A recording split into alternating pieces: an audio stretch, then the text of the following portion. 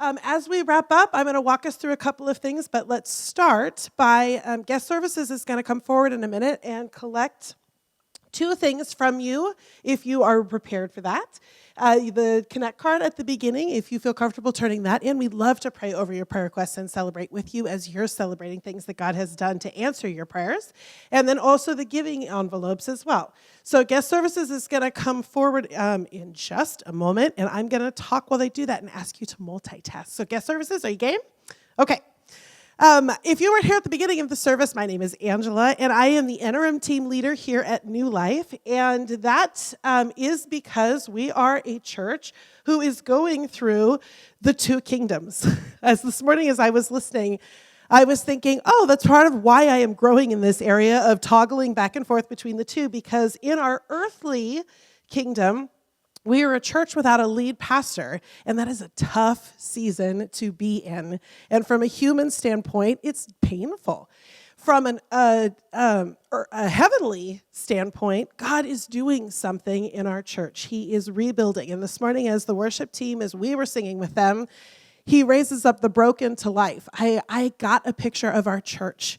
As without a lead pastor, we are in a rebuilding process, and we are told to expect that to be a year to 2 years process. And from the earthly standpoint, there is grieving to be done, and there is worry, and there is stress, and then God steps in. And this season for me, as the team leader, has had all kinds of toggling back and forth between what do we need to do to partner with God in this, and then it's been one of the most incredible seasons of faith for me. And as we go through this, the leadership team has been talking about what can we do to bolster and to partner with our church body.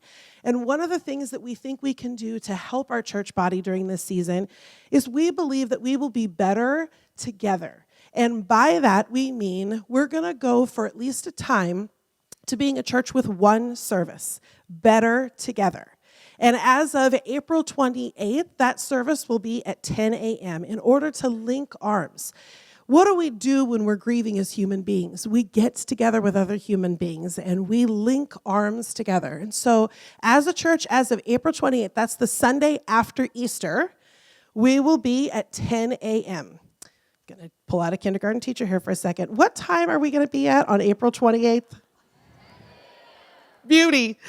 What day are we moving to 10 a.m.? Nicely.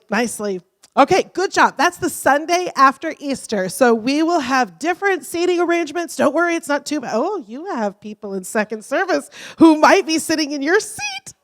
Oh, okay, so begin to prepare your hearts for that. We will set up more chairs to make more space because we have more people to bring in, but we will be better together at 10 a.m. On what Sunday? Oh, beautiful. Okay, I have one other thing to say to you. I'd like to invite you to happy hour on April 29th. That's a Monday night. We will be taking over the block. Here in Petaluma, there's this little food truck gathering. It's the cutest environment.